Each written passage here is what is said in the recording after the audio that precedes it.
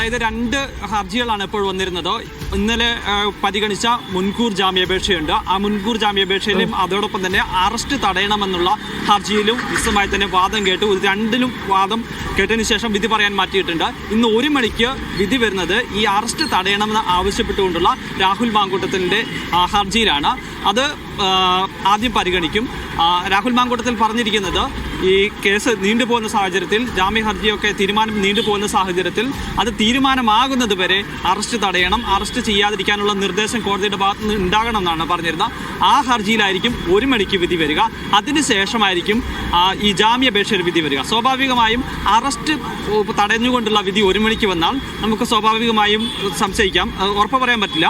അത് മുൻകൂർ ജാമ്യാപേക്ഷയിൽ വിധി പക്ഷേ കുറച്ചുകൂടി വൈകും. കാരണം മുൻകൂർ ജാമ്യാപേക്ഷയിൽ ഇന്ന് തന്നെ വിധി വരും എന്നുണ്ടെങ്കിൽ സ്വാഭാവികമായും അറസ്റ്റ് തടഞ്ഞുകൊണ്ടുള്ള വിധി നേരത്തെ വരേണ്ട ആവശ്യമില്ല. ഒരുപക്ഷെ അത് അങ്ങനെയാണെന്നുണ്ടെങ്കിൽ ആ വിധിയിൽ വരുന്നതിന് ശേഷമാണെന്നുണ്ടെങ്കിൽ ഒരു പക്ഷേ ജാമ്യാപേക്ഷയിലുള്ള വിധി കുറച്ചുകൂടി വൈകാനുള്ള സാധ്യത നിലനിൽക്കുന്നുണ്ട്. നമുക്കത് ഉറപ്പായെന്ന് പറയുന്നില്ല, പക്ഷേ അതിനുള്ളൊരു സാധ്യതയാണ് നിലനിൽക്കുകയും ചെയ്യുന്നത്.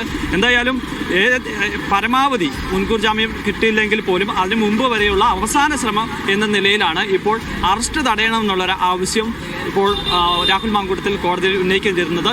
ഇന്നലെ വാദത്തിനിടെ ഒരു പ്രധാന ആവശ്യമായി രാഹുൽ മാങ്കൂട്ടത്തിൽ ഈ ആവശ്യം പറഞ്ഞിരുന്നു.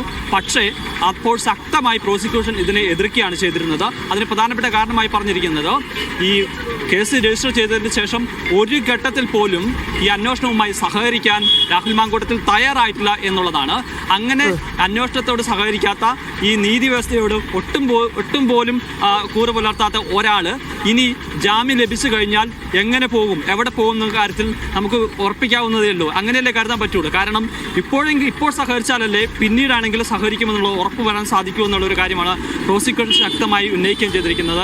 എന്തായാലും ഇന്നലെ ഇത് വാദമായിരുന്നുവെങ്കിൽ ഇന്ന് രാവിലെ ഗുരുതരമായിട്ടുള്ള കാര്യങ്ങൾ പ്രോസിക്യൂഷൻ അവിടെ തെളിയിക്കാൻ, അതായത് തെളിവുകൾ സഹിതം അവതരിപ്പിക്കാൻ വാദിക്കാൻ സാധിച്ചു എന്നുള്ളതാണ്. ബലാത്സംഗം, ഗർഭചിത്രം ഇതെല്ലാം നടന്നുവെന്ന് സ്ഥാപിക്കുന്നു. ഡോക്ടറുടെ മൊഴി സഹിതമുള്ള രേഖ പ്രോസിക്യൂഷൻ കോടതിയിൽ ഹാജരാക്കുന്നു. അങ്ങനെ ഇതുമായി ബന്ധപ്പെട്ട് ഇപ്പോൾ ഗർഭചിത്രവുമായി ബന്ധപ്പെട്ടിട്ടുള്ള കാര്യങ്ങളിൽ പോലും കൂടുതൽ രേഖകൾ വേണമെന്ന് പറഞ്ഞിട്ടാണ് തുടർവാദത്തിലേക്ക് കാര്യങ്ങൾ എത്തിയതെന്ന് മനസ്സിലാക്കുന്നു. അപ്പം അത്രയധികം കാര്യങ്ങളുണ്ട്. ജാമ്യത്തിന്റെ കാര്യത്തിൽ നമുക്കറിയാം ഏത് രീതിയിലായിരിക്കും കോടതി അതിനെ പരിഗണിക്കുക എന്നുള്ളത്. പക്ഷേ പ്രതിഭാഗത്തിന് ഇതിനെ ഖണ്ഡിക്കുന്ന രീതിയിൽ ഇല്ലെങ്കിൽ ഇതുമായി ബന്ധപ്പെട്ട് കൂടുതൽ കാര്യങ്ങൾ ബോധ്യപ്പെടുത്താൻ സാധിച്ചിട്ടുണ്ടോ കോടതിക്ക്?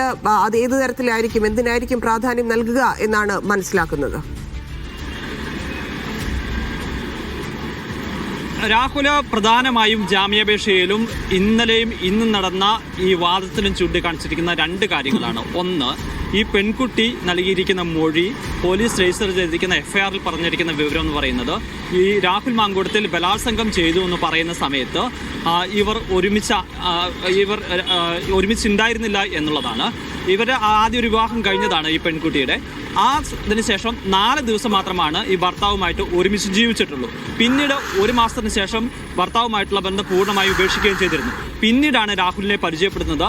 അതിനുശേഷം ആ സമയത്താണ് രാഹുൽ മാങ്കൂട്ടത്തിൽ ഈ യുവതിയെ തിരുവനന്തപുരത്ത് വെച്ചും പാലക്കാട് എത്തിച്ചും ബലാത്സംഗം ചെയ്യുന്നതെന്നാണ് പറയുന്നത്.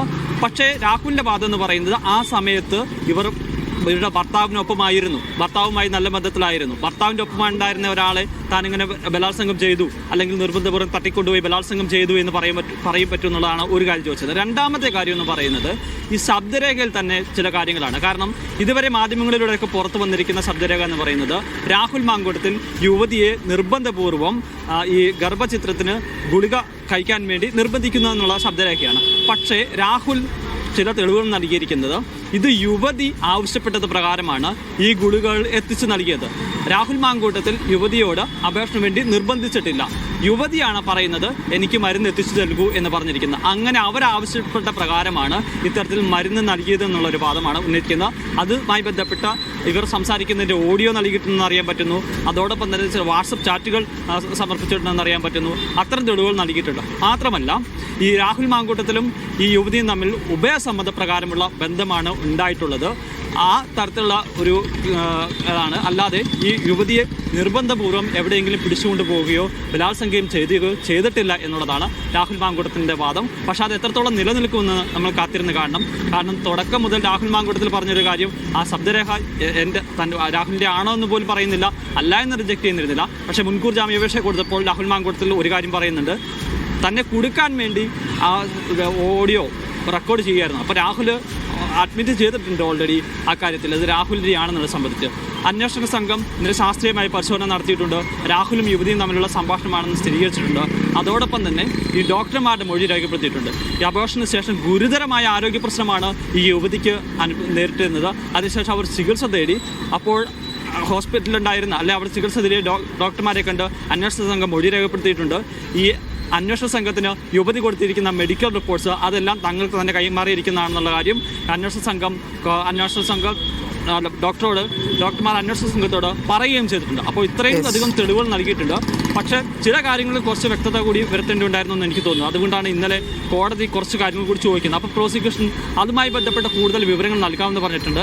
ഇത് സാധൂകരിക്കുന്ന തരത്തിലുള്ള ചില തെളിവുകൾ നൽകിയിട്ടുണ്ട്. ആ തെളിവുകൾ എന്ന് പറയുന്നത് ഇന്ന് യുവതിയെ ബലാത്സംഗം ചെയ്യുകയും ഭീഷണിപ്പെടുത്തുകയും ഗർഭചിത്രം നടത്തുകയും ചെയ്തെന്ന കേസിലാണ് പ്രതിയായ രാഹുൽ മാങ്കൂട്ടത്തിൽ ആത്മഹത്യാ ഭീഷണി കൂടി മുഴക്കിയിരുന്നു എന്ന് പ്രോസിക്യൂഷൻ കോടതിയിൽ പറഞ്ഞിരിക്കുന്നത്. പരാതിക്കാരിയായ യുവതിയുടെ വീട്ടിലെത്തി രാഹുൽ ഗർഭചിത്രം നടത്തിയില്ലെങ്കിൽ അതിന് സമ്മർദ്ദം ചെലുത്തിക്കൊണ്ട് ആത്മഹത്യാ ഭീഷണി മുഴക്കിയെന്നാണ് പ്രോസിക്യൂഷൻ കോടതിയെ ധരിപ്പിച്ചിരിക്കുന്നത്. ആ വാദം തുടർന്നുകൊണ്ടിരിക്കുകയാണ്.